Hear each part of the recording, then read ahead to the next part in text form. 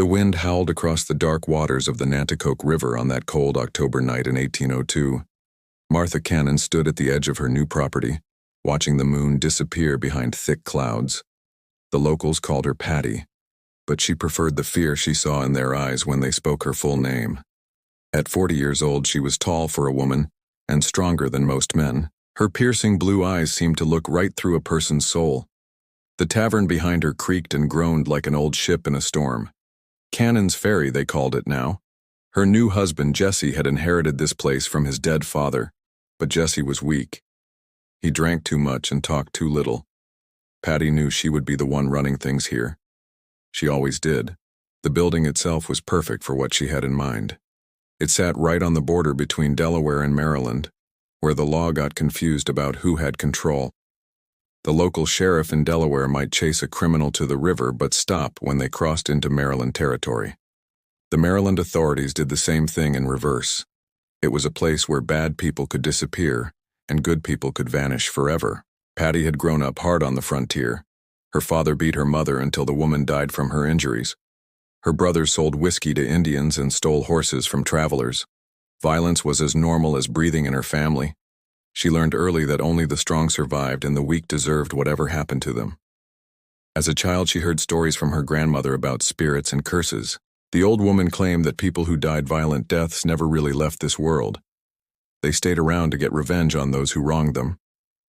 Patty never believed in such nonsense, but she remembered the stories anyway. Standing there in the darkness, she noticed something strange about her new home. The temperature seemed to drop suddenly near the river. Her breath began to fog in the air, even though it had been warm just moments before. She pulled her shawl tighter and walked toward the front door. The tavern had been empty for 3 months before she and Jesse moved in. The previous owner had left suddenly after claiming the place was cursed. Patty laughed at such foolishness, but now she wondered what had scared the man so badly. Inside the main room, a few candles flickered on the wooden tables. The building was much larger than it appeared from outside. A long bar ran along one wall with shelves of bottles behind it. Stairs led up to guest rooms on the second floor, but it was the door behind the bar that interested Patty most. Jesse had shown her the cellar earlier that day. Stone steps led down into darkness below the main floor. The room was perfect for storing supplies, but Patty saw other possibilities. The thick stone walls would muffle any sounds from inside. The single narrow entrance could be easily guarded. Anyone locked down there would never be found. She had already met with Joe Johnson during her first week at the tavern. Johnson was married to her daughter, and he brought interesting opportunities. He knew men in Philadelphia who could identify free black people with no family to miss them. He also knew plantation owners in the South who paid good money for healthy workers and asked no questions about where they came from. The Underground Railroad helped escaped slaves reach freedom in the North. But Patty and her gang would run the opposite direction. They would catch free people and escaped slaves, then sell them back into slavery. The money was better than anything else in the region, and the risk was small if they were careful. As Patty walked around the main room that first night, she began to plan. They would bring captives here and hold them in the cellar until buyers could be found. The remote location meant no one would hear any noise. The border location meant law enforcement would be confused about jurisdiction. Everything was perfect. But something felt wrong in the building. The shadows seemed too dark in the corners. Cold spots appeared suddenly, then disappeared just as fast. When she walked up the stairs to check the guest rooms, each step creaked loudly even when she tried to move quietly. In the largest bedroom, she found an old trunk left by the previous owner. Inside were papers showing the history of the property. The tavern had been built in 1760 on land that local Indian tribes had avoided for generations. They called it cursed ground where evil spirits gathered. The builder had died in a strange accident before the construction was finished. 3 different owners had left, suddenly claiming the place was haunted. Patty threw the papers into the fireplace and watched them burn. She had no patience for superstition and ghost stories. This place would make her rich, and that was all that mattered. But as she prepared for bed that first night, she heard something that made her pause. Whispers seemed to come from somewhere below the main floor. Soft voices speaking words she could not quite understand. She grabbed a candle and walked to the cellar door. The whispers stopped as soon as she opened the door. She held the candle high and looked down the stone steps. Nothing moved in the darkness below. The air felt much colder than it should have been. For just a moment, she thought she saw something white floating near the far wall, but when she blinked, it was gone. Patty closed the cellar door and walked back upstairs. Whatever tricks this old building wanted to play would not scare her away. She had work to do and money to make. The whispers could whisper all they wanted. She would not listen. By morning, she had forgotten about the strange sounds and cold spots. Joe Johnson arrived early with news about their first potential captives. A family of free blacks lived in Philadelphia, with no relatives nearby. The man worked as a blacksmith and would bring good money in the slave markets. His wife was young and healthy. They had 2 children who could be trained as house servants. Patty smiled as she listened to Johnson's plan. This was going to be easier than she thought. The tavern would be perfect for their needs. Soon Cannon's Ferry would become the most feared place on the Delmarva Peninsula. People would whisper her name in terror for years to come. She never imagined that other voices would be doing the whispering. 6 months after Patty Cannon moved to the tavern, her criminal business was already growing. Joe Johnson had proven himself useful in more ways than she expected. He knew the right people in Philadelphia who could point out free black families with no protection. He also had connections with plantation owners in Georgia and South Carolina, who paid top dollar for healthy workers. The first kidnapping happened on a cold February morning in 1803. Thomas Williams was a free man who worked as a carpenter in Philadelphia. He had papers proving his freedom and a small house where he lived with his wife Sarah and their baby son. Thomas made good money building furniture for wealthy white families, but he had no powerful friends to protect him. Johnson and 2 other men grabbed Thomas while he walked to work before sunrise. By the time the sun came up, Thomas was already 50 miles away from Philadelphia, heading toward Cannon's Ferry. Patty waited in the tavern cellar when they brought Thomas inside. The stone walls were thick and the single door could be locked from the outside. She had put chains on the walls and straw on the floor. It looked like a prison cell because that was exactly what it was meant to be. Thomas fought hard when they dragged him down the stone steps. He was a strong man used to heavy work with his hands, but Patty hit him across the head with an iron bar until he stopped struggling. Blood ran down his face as they chained him to the wall. For 3 days, Thomas refused to eat or drink anything they offered. He kept asking about his wife and baby. He begged them to let him go home. He promised to pay them money if they would release him. Patty just laughed at his pleas. On the 4th day, something strange happened in the cellar. The temperature dropped so fast that everyone could see their breath in the air. Thomas was still chained to the wall, but he had stopped talking. His eyes were wide and he stared at something in the far corner of the room. Patty turned to look where Thomas was staring, but she saw nothing except stone walls and shadows. When she turned back, Thomas was whispering something under his breath. She could not hear the words, but his lips were moving constantly. Johnson grabbed Patty by the arm and pulled her toward the stairs. He said the cold air was making him nervous. The other men followed quickly behind them. Only Thomas remained in the cellar, still staring at the empty corner and whispering to himself. That night, Patty heard footsteps walking around the main floor of the tavern. Heavy boots crossing the wooden boards from one side of the room to the other. She got out of bed and looked downstairs, but no one was there. The footsteps continued for another hour, then stopped suddenly. The next morning, they found Thomas dead in his chains. His eyes were still wide open, but his body was cold and stiff. There were no marks on him except the bruise where Patty had hit him with the iron bar. Johnson said maybe his heart stopped from fear, but Patty was not so sure. They buried Thomas behind the tavern near the river. Patty said a few words over the grave, but she was already thinking about their next victim. Dead men could not identify their kidnappers or testify in court. Maybe Thomas dying was actually a good thing for their business. But the strange things in the tavern did not stop after they buried Thomas. Cold spots appeared in different rooms without any reason. Doors opened and closed by themselves during the night. Sometimes Patty heard voices talking in rooms that were supposed to be empty. The footsteps became a regular thing. Every few nights, heavy boots would walk across the main floor from midnight until dawn. Patty got used to the sound, but it made Johnson and the other men uncomfortable.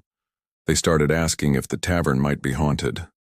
Patty told them to stop being foolish. Dead people could not hurt the living. But privately she began to wonder if her grandmother's stories about violent spirits might have some truth to them. Thomas had died in fear and anger. Maybe some part of him was still in the building. 3 weeks after Thomas died, they brought their second victim to the cellar. Rebecca was a young woman who had been born free in Baltimore. She worked as a seamstress and lived alone with no family to miss her. Johnson's men grabbed her while she walked home from church on Sunday evening. Rebecca was different from Thomas. She did not fight or beg for release. Instead, she sat quietly in her chains and watched the shadows in the corners of the room. On her first night in the cellar, she began talking to someone Patty could not see. Rebecca spoke softly to the empty air as if carrying on a conversation with an old friend. She nodded her head and sometimes smiled at things only she could hear. When Patty asked who she was talking to, Rebecca said Thomas was keeping her company. This made Patty angry.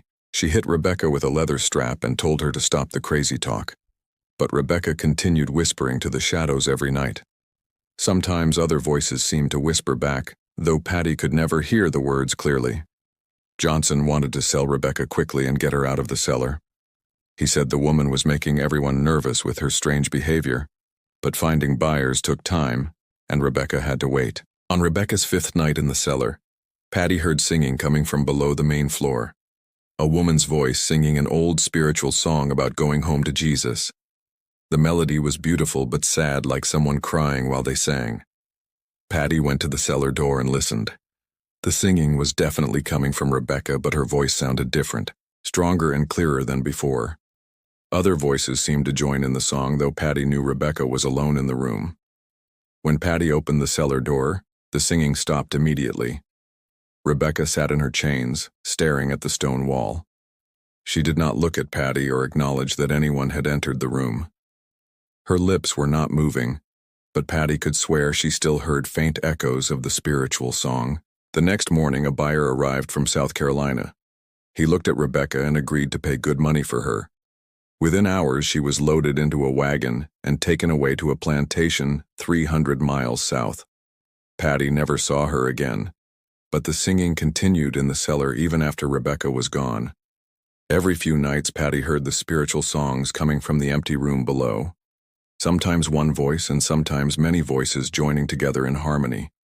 The songs were always sad but strangely beautiful. Patty began to realize that her business was creating more than just profits. Something was growing in the darkness of her cellar, something that might not be so easy to control. By 1815, Patty Cannon had built the most feared criminal network on the East Coast. Her gang had kidnapped over 500 people and sold them into slavery. The money flowed like water, and Patty bought land, horses, and influence with corrupt officials. But success came with a terrible price that she was only beginning to understand. The cellar at Cannon's Ferry had become a nightmare that never ended. What started as whispers and cold spots had grown into something much worse. Every night brought new horrors that made even the hardest criminals in her gang question their loyalty to Patty. The worst part was the children. Patty discovered that young people brought the highest prices at slave auctions. Plantation owners wanted children they could train from an early age, so Johnson began targeting families with boys and girls between 8 and 15 years old. The first child they brought to the cellar was a 10-year-old boy named Samuel. His parents had been free blacks living in Wilmington, Delaware. Johnson's men grabbed Samuel while he played outside his house after school. By the time his parents realized he was missing, the boy was already chained in Patty's cellar. Samuel cried for his mother every night for a week. His voice echoed off the stone walls and filled the entire building with the sound of pure grief. Patty told him to stop the noise or she would give him something real to cry about. But Samuel was too young and too scared to understand her threats. On Samuel's 8th night in the cellar, something new happened. The boy stopped crying suddenly in the middle of the night. When Patty went down to check on him, she found Samuel sitting quietly in his chains. He was talking softly to someone she could not see. Samuel told the invisible presence about his mother's cooking and his father's job at the docks. He described his sister's laugh and his dog's favorite game of fetch. He talked as if he was having a normal conversation with a real person sitting right next to him. When Patty asked who he was talking to, Samuel looked up at her with wide, innocent eyes. He said the nice man was telling him stories about his own children. The man had died in the same room, and now he stayed to help scared children feel less alone. Patty felt a chill run down her spine that had nothing to do with the cold temperature in the cellar. She realized Samuel was talking to Thomas, the first man who had died in chains 3 years earlier. Somehow Thomas's spirit had stayed in the building to comfort other victims. More children followed Samuel into the cellar over the next 2 years. Each one seemed to find invisible friends waiting to help them through their ordeal.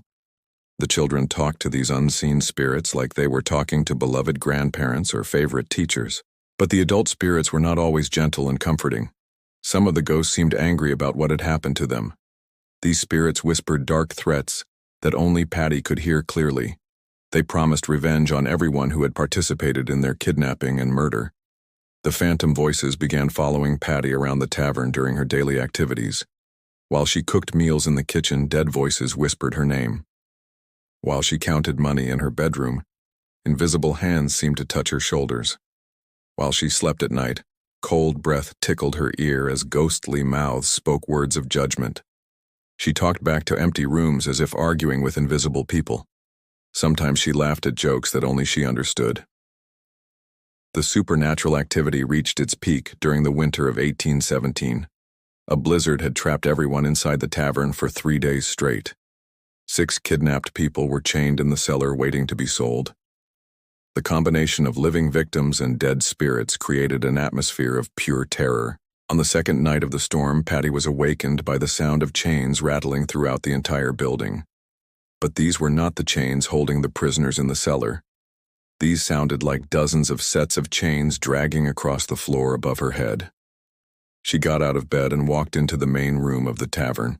The temperature was so cold she could see her breath forming clouds in the candlelight. Every piece of furniture in the room was covered with a thin layer of frost despite the fire burning in the fireplace. Then she saw them. Ghostly figures filled every corner of the room. Men, women, and children who had died at Cannon's Ferry over the past 15 years. Their faces showed the same terror and desperation they had felt during their final moments of life. The spirits did not speak, but their message was clear. They wanted justice for what had been done to them. They wanted their families to know what had happened. They wanted Patty to pay for her crimes. Patty tried to speak to the ghosts, but no words came out of her mouth. She tried to move toward the stairs, but her legs would not obey her commands. She stood frozen in the middle of the room, surrounded by the spirits of her victims. The ghostly figures began to fade as the first light of dawn appeared through the windows. But before they disappeared completely, one spirit stepped forward. It was Thomas, the first man to die in the cellar. He looked directly at Patty and spoke words that would haunt her for the rest of her life. Thomas told her that death was not the end of their story. The spirits would stay at Cannon's Ferry until every victim had been remembered and every crime had been punished. They would wait as long as necessary for justice to arrive. As Thomas faded away, Patty found she could move again. She ran upstairs to her bedroom and locked the door behind her. But she knew the lock would not keep out visitors who no longer needed physical doors to travel from room to room. The next morning, the blizzard ended and buyers arrived to purchase the prisoners in the cellar. But as Patty watched the wagons drive away with their human cargo, she realized her troubles were just beginning. The spirits had made their intentions clear. They were not going anywhere. They would stay at Cannon's Ferry and make her life a living hell until someone made her pay for what she had done. Patty tried to convince herself that she was not afraid of dead people, but deep in her heart she knew the truth. The ghosts were getting stronger and more determined with each passing day.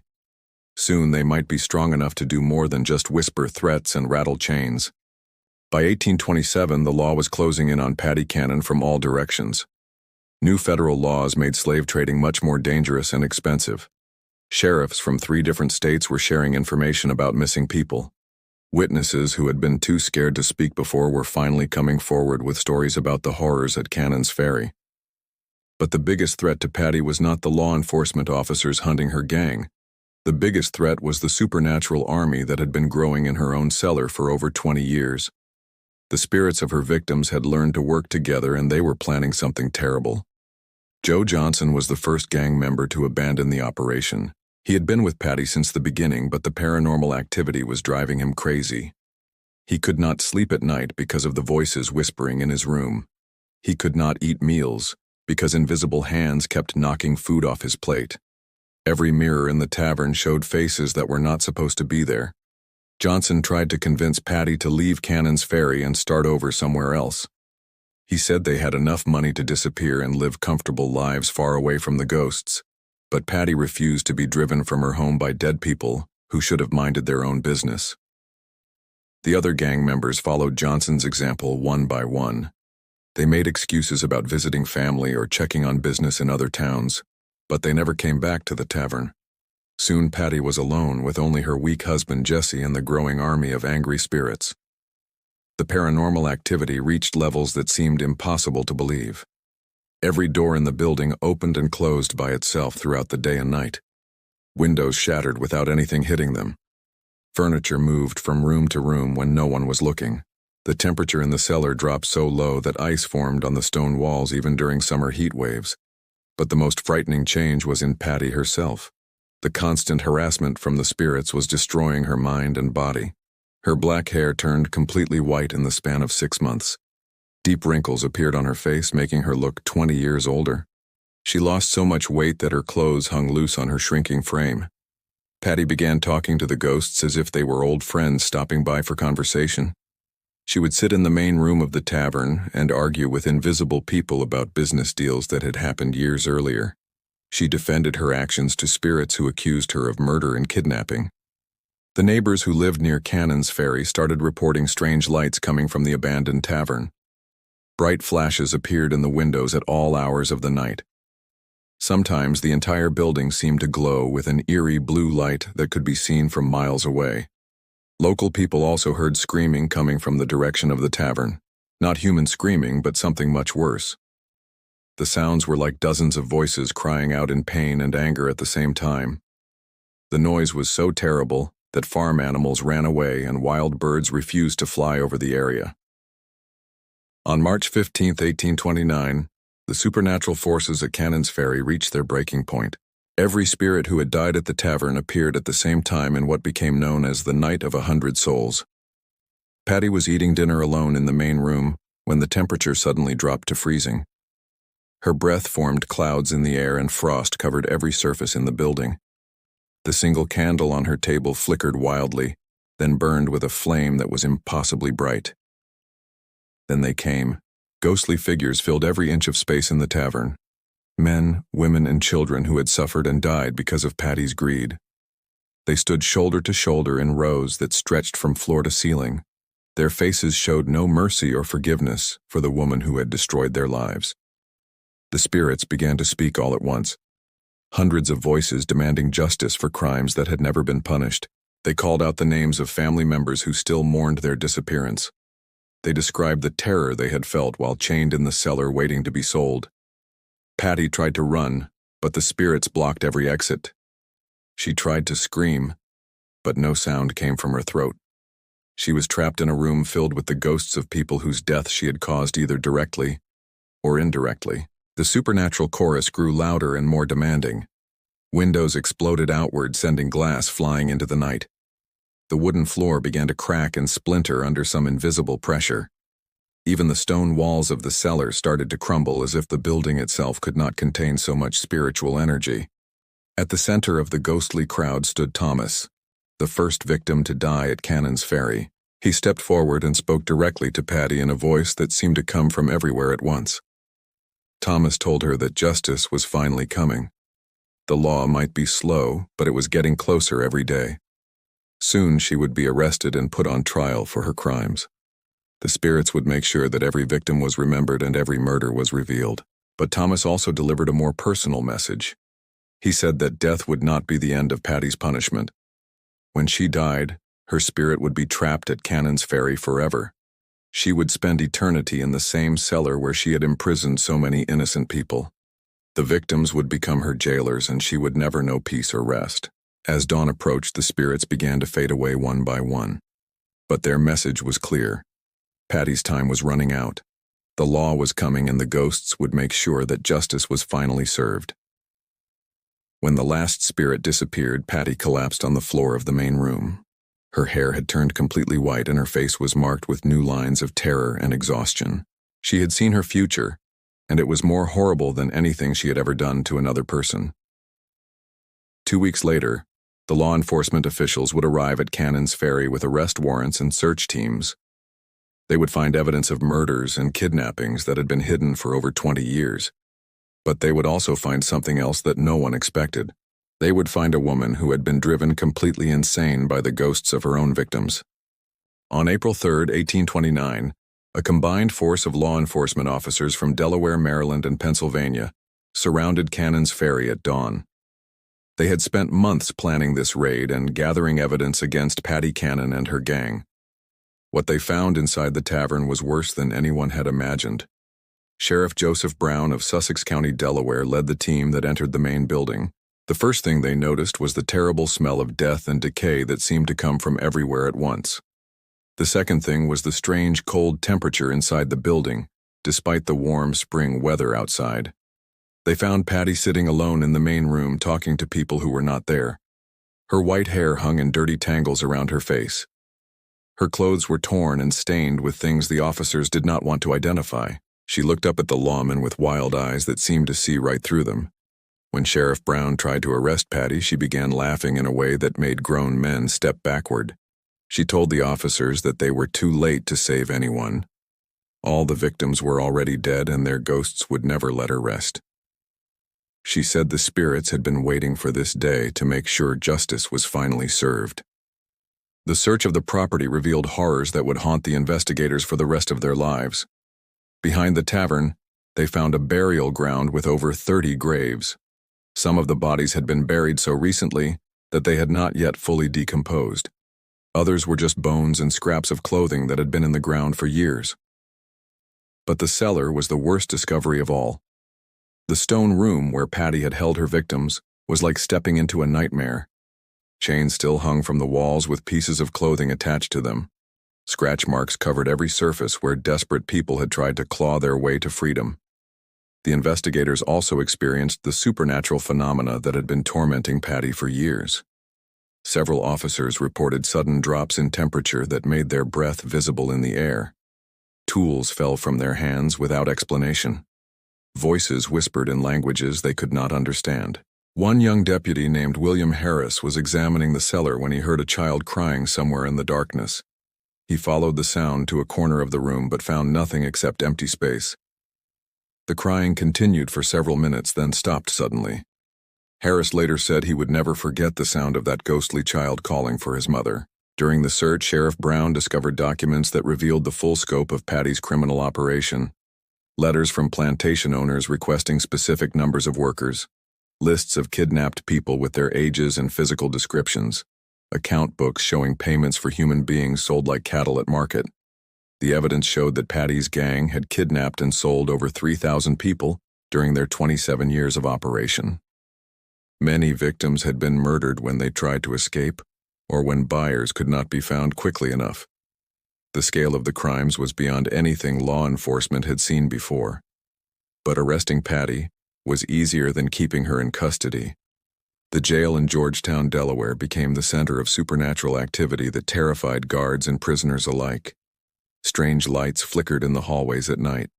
Doors locked themselves from the inside. Invisible hands seemed to grab at people walking past Patty's cell.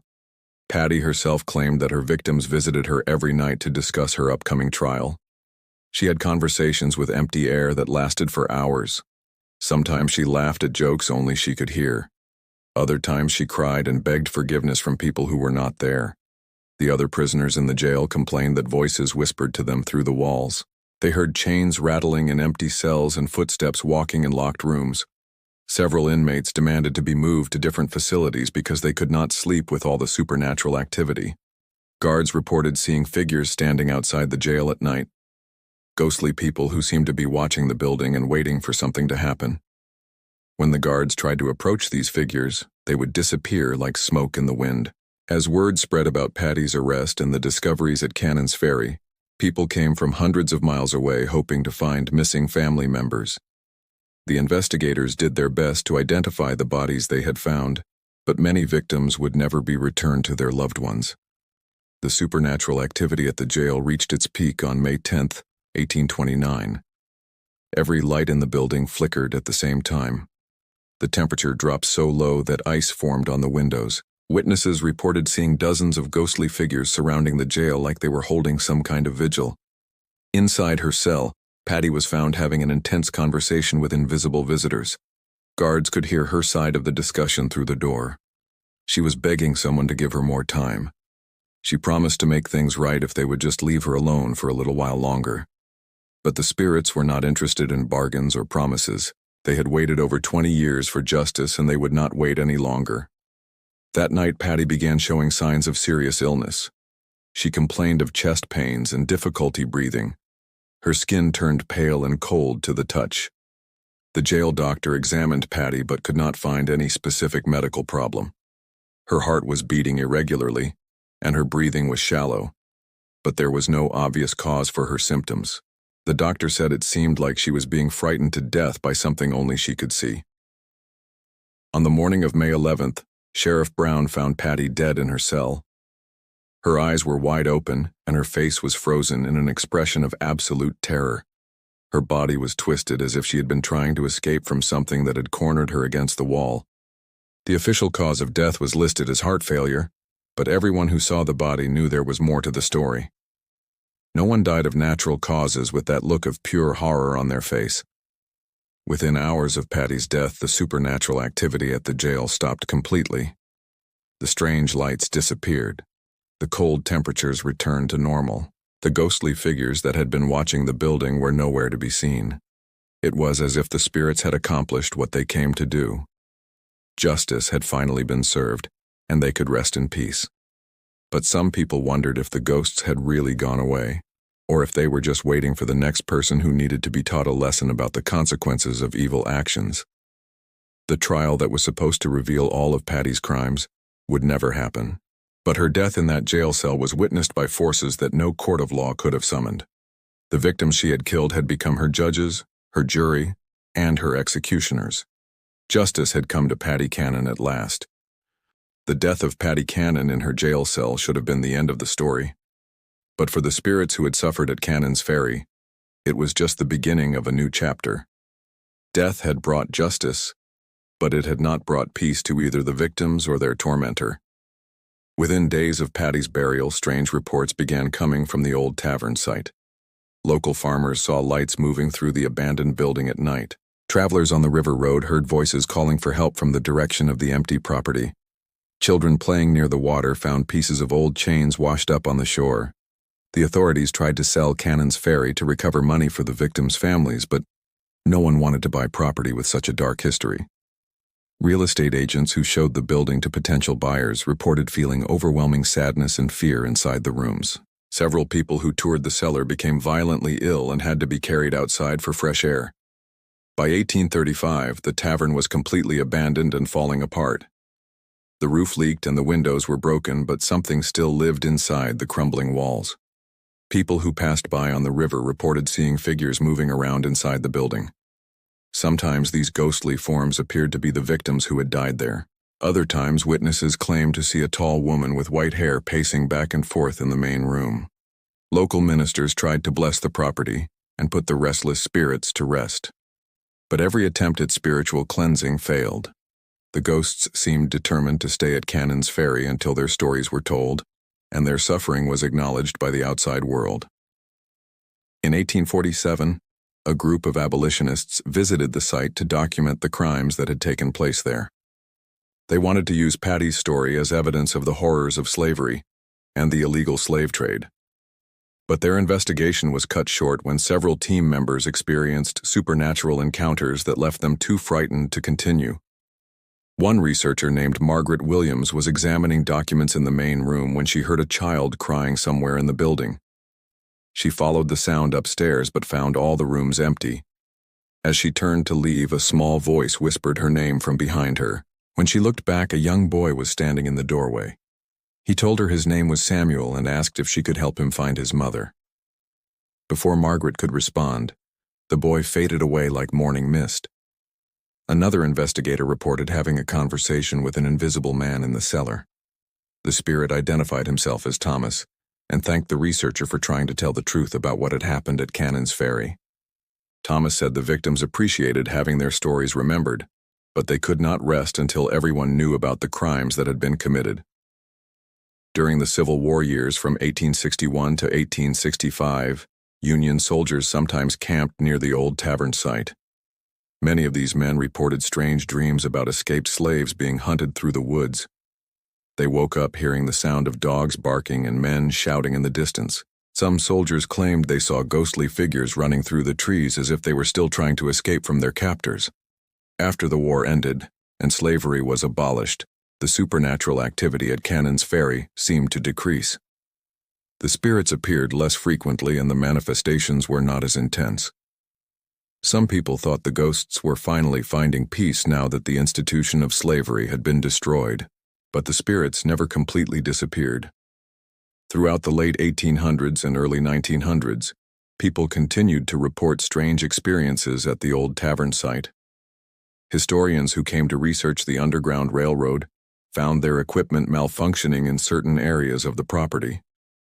Photographers discovered that their pictures showed mysterious figures that had not been visible when the photos were taken. In 1923, the state of Delaware purchased the property to create a historical marker about the Underground Railroad and the crimes that had taken place there. Workers who came to clear the land and install the monument experienced the same supernatural phenomena that had been reported for almost a century. Construction crews heard voices calling from the old cellar, even though it had been filled in years earlier. Heavy machinery broke down for no apparent reason when it was moved near the foundation of the original building. Several workers quit the project after reporting that invisible hands seemed to push them away from certain areas of the site. The historical marker was finally installed, but it told only part of the story. The official plaque mentioned Patty Cannon's criminal activities, but said nothing about the supernatural events that continued to occur at the location. The state officials thought ghost stories would detract from the serious historical message they wanted to convey. However, the paranormal activity continued regardless of what the official marker said. Visitors to the site reported feeling sudden sadness and fear when they read about the crimes that had taken place there. Some people claimed they could hear faint voices whispering the names of family members who had been kidnapped and murdered. In the 1960s, paranormal researchers began using scientific equipment to study the phenomena at Cannon's Ferry. They recorded unexplained temperature changes and electromagnetic disturbances that seemed to follow patterns related to the historical events. Voice recordings picked up sounds that resembled human speech, but the words were too faint to understand clearly. Modern investigations using advanced technology have continued to document strange occurrences at the site. Digital cameras capture images of figures that appear to be from the 1800s. Audio equipment records sounds that match historical descriptions of the supernatural activity. Temperature sensors show dramatic drops that cannot be explained by weather conditions. But the most compelling evidence comes from the personal experiences of visitors who know nothing about the site's history. People who stop to read the historical marker often report feeling like they are being watched. Some visitors become emotional for no apparent reason and have to leave the area quickly. Children seem especially sensitive to the spiritual presence at Cannon's Ferry. Many young visitors ask their parents about the sad people they can see standing near the old foundation. When adults look in the same direction, they see nothing but empty space. The story of Patty Cannon and her victims has become more than just historical fact. It has become a permanent part of the landscape where these terrible crimes took place. The spirits of the people who suffered and died at Cannon's Ferry seem determined to keep their memory alive for future generations. Whether someone believes in ghosts or not, the impact of these events can still be felt today. The site serves as a reminder of one of the darkest chapters in American history. It tells the story of people who were bought and sold like property, and others who were murdered simply because they stood in the way of profit. The spirits of Cannon's Ferry continue to whisper their stories to anyone willing to listen. They remind us that evil actions have consequences that can last far beyond a single lifetime. They insist that the victims of injustice should never be forgotten even after their bodies have returned to dust. Some say the haunting will continue until every person who suffered at Cannon's Ferry has been properly remembered and honored. Others believe the spirits will remain as long as injustice exists anywhere in the world. But everyone who visits the site agrees on one thing. The voices from the past are still calling out for justice, and they will not be silenced.